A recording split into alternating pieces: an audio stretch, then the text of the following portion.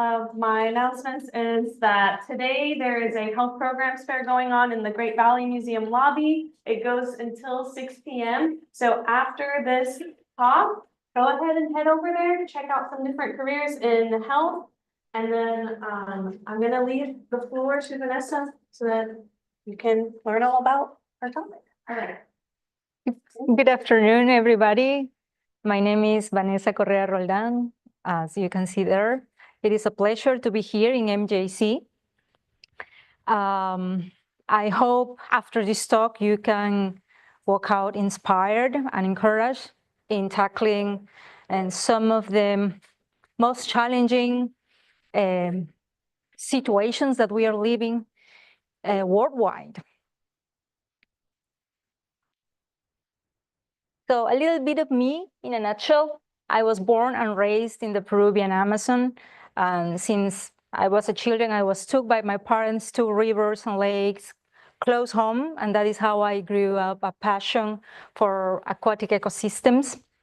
I graduated from San Marcos University. I had to travel across the Andes to study biology. And while I did my thesis in Amazonian fishes and ecosystems and their conservation status. And in these pictures, you can see that I was already working after graduating in a pair of protected areas, studying fishes and lakes, rivers, streams, etc. Any aquatic thing was just cool for me. Professionally, I traveled through Peru, Brazil, Ecuador, Colombia, USA, and Chile for both work and training. Here I am with, Here I am with local authorities, with conservation professionals in the triple border between Ecuador, Colombia, and Peru. And here I am in an expedition about Amazonian fishes close home in Iquitos, Peru. And in one of those expeditions, I was invited for one of the PIs to do my master's here at the USA, in Florida, actually, at the other side of the country.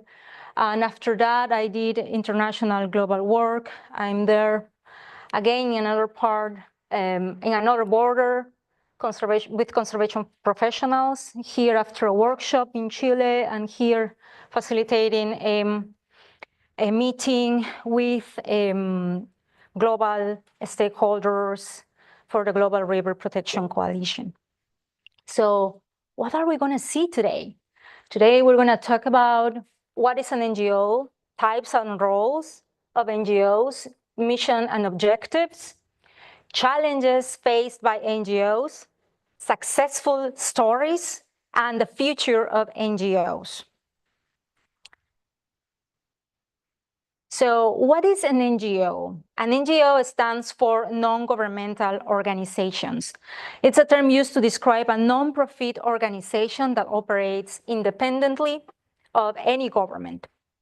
It would be good to say that every NGO is a non-profit, but not every non-profit is an NGO.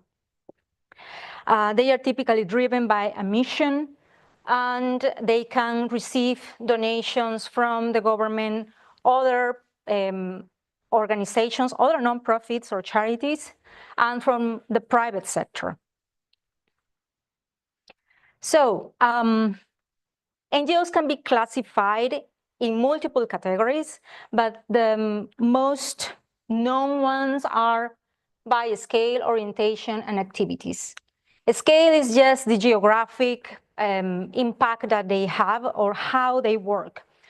For local NGOs, they address issues specifically for that community, city, and a good example of that are grassroots.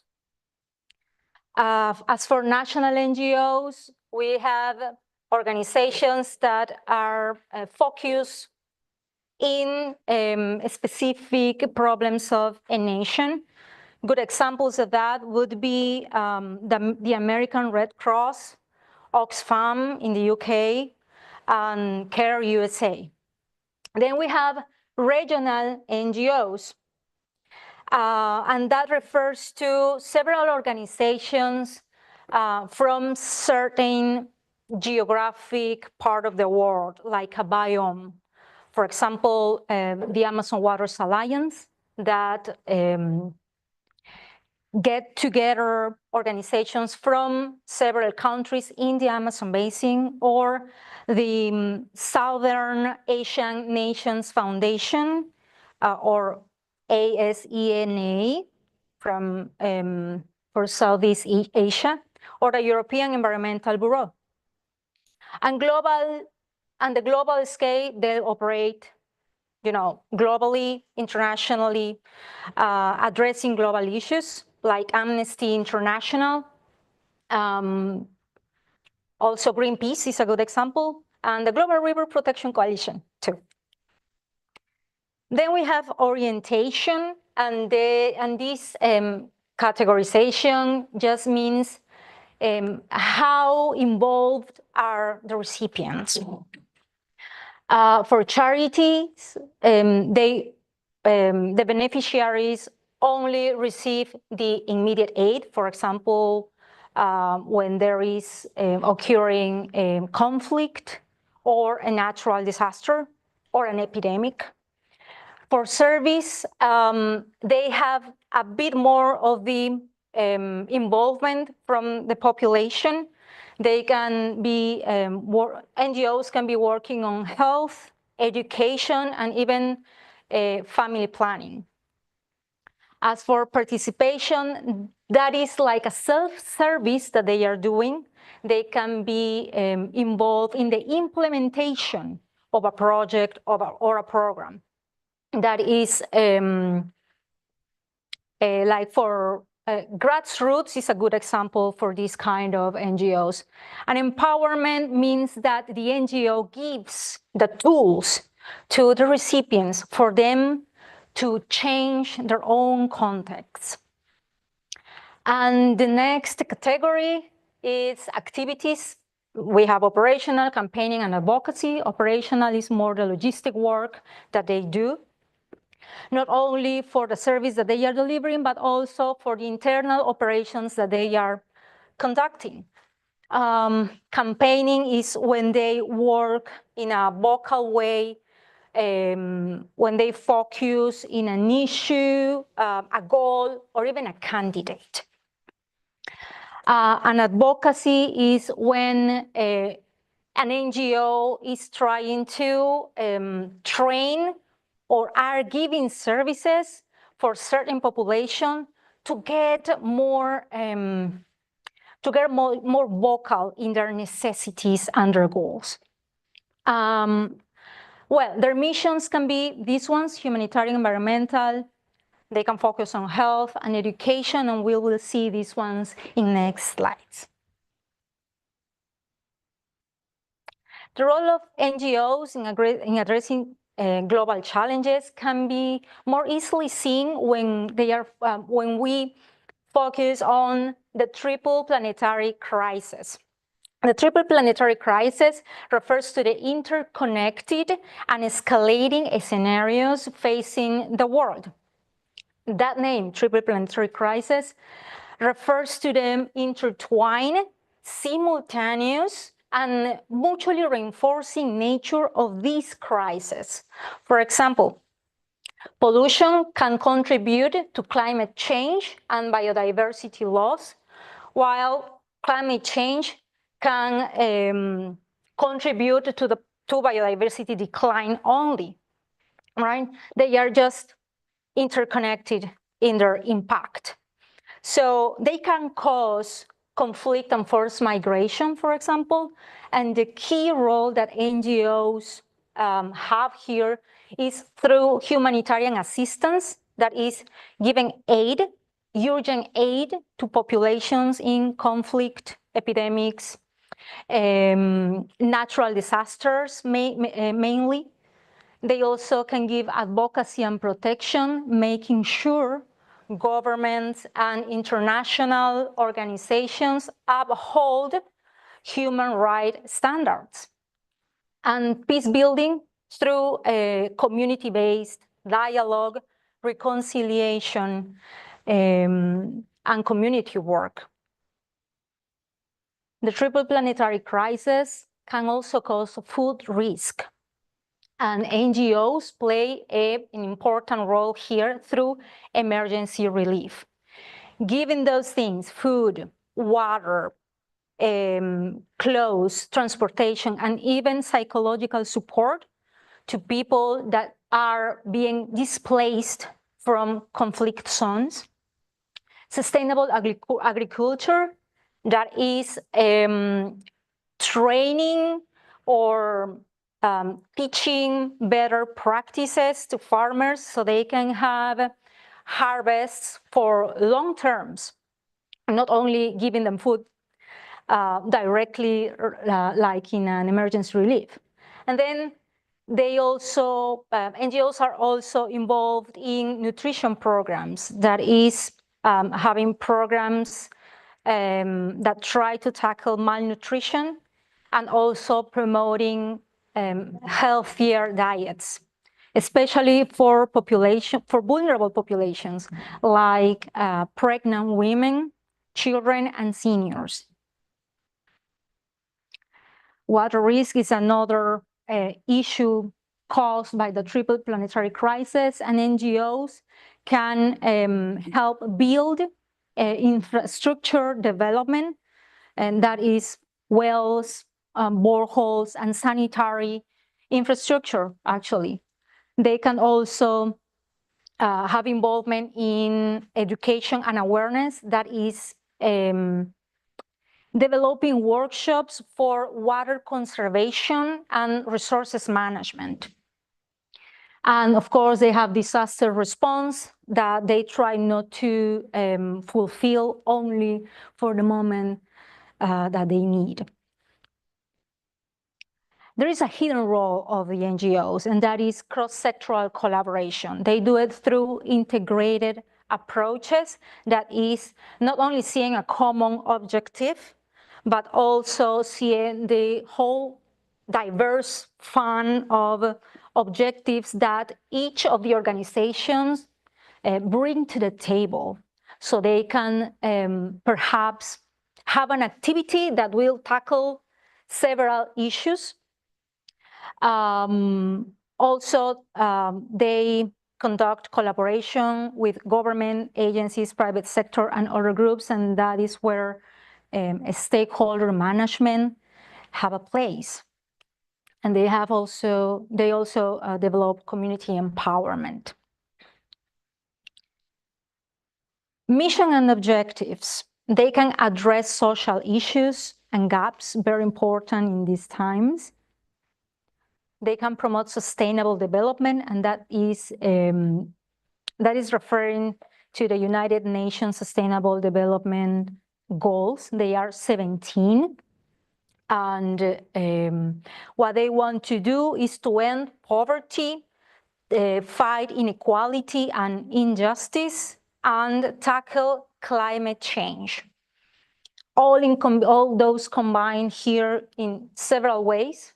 You can Google it, you will have very good information about each one and which organizations in the world are getting involved and trying to bring these high-level recommendations at the international arenas to their own institutions. And also we have fostering ecosystems and biodiversity conservation, and this could be done through the conservation standards, which are a series of steps. They assess, plan, implement, analyze, and adapt, and share programs and experiences throughout the world. These are the sites or locations where the conservation standards are being practiced. or being planned, designed. They are using the conservation standards to conserve ecosystems and species, taking into account human necessities. Also, there's a multiple number of them that do advocacy for human rights. One of the core functions of NGOs lies in their capacity to act as vocal advocates for human rights through meticulous documentation and research about human rights violations. So they shed light on injustices often overlooked by governments. And of course, emergency response and disaster relief, as I told you before, the most important part here is not only helping in the aid, the immediate aid that they are giving, but trying to prevent or mitigate future disasters or conflicts. So what are the challenges faced by NGOs? Political and regulatory challenges, of course, when an NGO can reach their target audience.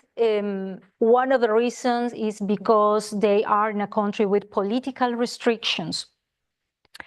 Also, internal structure and organizational practices within NGOs themselves can fall short when they want to practice democracy and inclusion. And of course, that is something that should be identified and resolved as quick as possible, because that influence on public perception and accountability, something that they should be doing routinely. And it's an important part of NGOs to ensure transparency, also stakeholder expectations, and of course, funding. Funding and resource constraints, I would say, is the biggest of the challenges that NGOs face. They, because of that, they look for volunteers to do certain activities, and of course, to implement the great ideas that we can see in NGOs.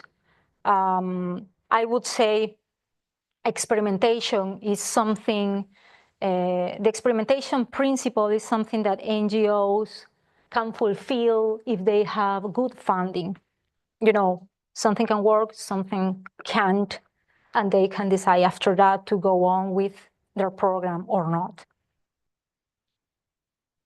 Successful stories. So CARE has launched a $250 million campaign to comprehensive response for different crises around the world by saving lives, growing food and resilience with more efficient farming practices, fertilizer alternatives, and safer food storage that will assure next harvests, and also changing food systems through advocacy. WCS, the Wildlife Conservation Society, has also launched the conservation targets for Amazon freshwater ecosystems through getting together with 30 other organizations from Peru, Bolivia, Brazil, Colombia, Ecuador, France, and the United States. They have formed the Amazon Waters Alliance, and their objective is to maintain the integrity and connectivity of the aquatic ecosystems in the Amazon basin and the services they provide to the region and the world. I was fortunate enough to have worked for this project too. To know about details of this project, I brought a video for you. I hope you enjoy it. Amazon Dorado, a traveler without frontier. This is the Dorado, the fish with the longest freshwater migration in the world. The Dorado is one of the 12 large species of catfish in the Amazon, and one of the more than 50 species of migratory fish that call the Amazon waters home. and are a major source of animal protein for thousands of people. Let us begin by learning what this great traveler looks like as an adult. The Dorado has no scales. It has white meat, whiskers, and a silver and golden skin that gives the appearance of a fast swimmer. The Dorado trip begins even before it can swim, and its life journey can span the entire Amazon. If you think the salmon is amazing, you have to get to know the Dorado, a species that can cross almost the entire width of South America on a round trip of over 5,000 miles. Its main road is the Amazon River, the largest river in the world. The journey begins here at the basin's headwaters, where the mountains meet the jungle. When the Dorado is the largest, the current of the river originating in the Andes carries it away. As it develops, it crosses the vast Amazon floodplain, reaching juvenile stage by the time it reaches the estuary, where the mouth of the Amazon River flows into the Atlantic Ocean. In the estuary, the huge freshwater river flows into the salty Atlantic Ocean, creating an ecosystem rich in organic material. That is, food. After 2 or 3 years of enjoying life in the estuary, the Dorado is finally large enough to initiate its return to the Amazon form. There, it will continue to grow on shore for another year or two. With the annual rainfall, forest flood, and life is more abundant than ever in the Amazon. Although the Dorado is not into the flooded forest, an entire pantry becomes available in the river water. When it reaches 3 or 4 years old, the Dorado measures between 3 to 4 feet long and is ready to breed. Onset of the rains in the western Amazon, our traveler fish feels the changes in the water and knows it's time to start its journey towards the basin's headwaters this fall. Thanks to the rains, what were once channels with little water are now wide and deep rivers where the Dorado can swim uphill.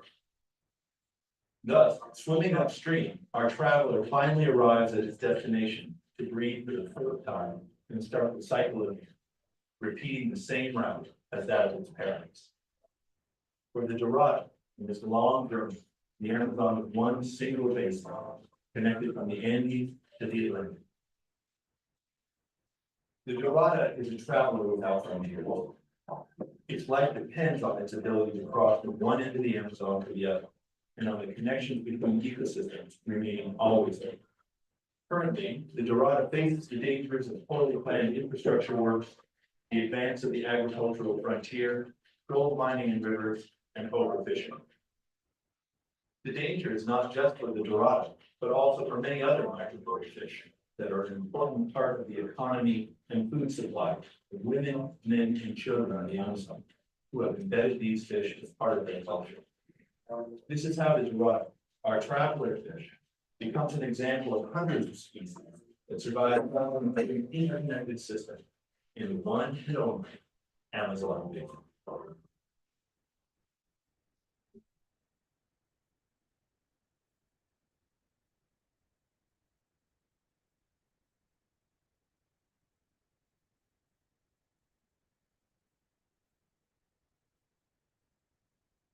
That was good, right? That's a good story of one fish in the Amazon basin. Of course, the communications team in WCS have elaborated this, and that is another discipline that any of you can start thinking about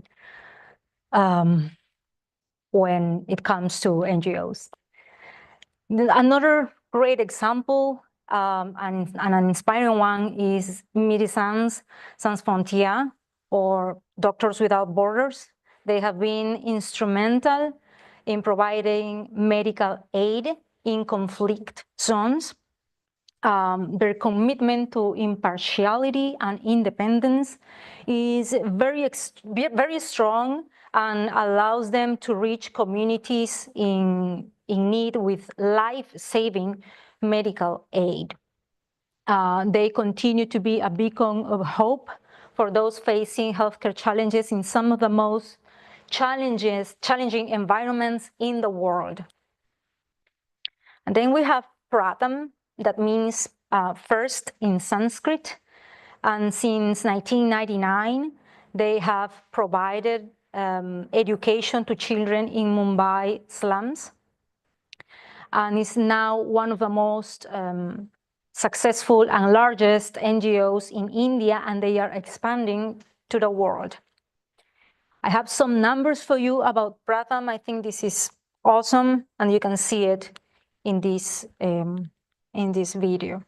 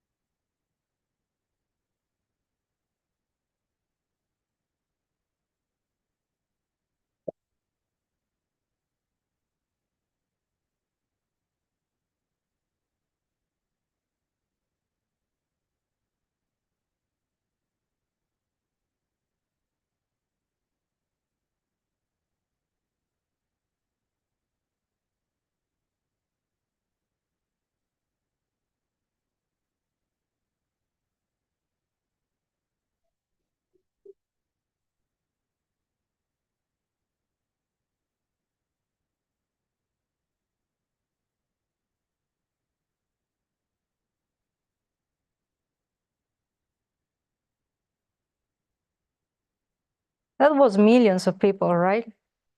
From mothers with children to young adults in workshops, vocational workshops that Pratham is helping technically build their futures, first in their head and then hands-on. So what's the future of NGOs? We are evolving in a rapidly changing world. We know that the intersection between top-down programs and bottom-up programs is very important. Those top-down are the ones that are planned globally and implemented locally, and the bottom-up are those like grassroots that then get together and they have a global impact. Technology is also a powerful enabler, and that is for greater impact from participatory projects mainly, and citizen sciences that is trending now. Then we have cross-sector collaboration that is connecting governments, private companies, grassroots, management groups, fishermen, farmers, any kind of stakeholders. When work together, they have the biggest of the impacts. And of course, we have to keep an eye on emerging trends like the increasing voice of indigenous peoples, emergency issues like fire, droughts, and floods, and of course, we never miss them, hunger, human exploitation, and forced migration. So the significance of NGOs lie in a way that they can do what other sectors can't. Due to bureaucracy or time, the role of NGOs is something that allow us experimentation and involvement from populations. And I would love to do a call to action, especially for the youngest ones here, and that is to take 2 days of your busy schedule. I know you're studying hard, very hard, and you have little time to do this, but try to make it. Take 2 days of your time and think about your what and your why. I am not here to ask you for money or for your time, but start with you. Think about your why, and with your why, you will combine 2 things, your passions and your values. Your passions will be that thing that you can do the whole day, and it's productive for you and those surrounding yourself. And your values will be that activity that you loved seeing in another person that you appreciated a lot doing. Perhaps that person was responsible, very organized with the information, or just spoke up, representing one that doesn't have a voice, but you loved it. Combine that and you will have your why. And now apply that to yourself and you'll have your what. What to do with my time, what to put my heart on, what to fight for, and how to have a fulfilled life. Thank you so much. And that you can see a bit more of my contact there. There is my email. And if you have questions, I'm here to help.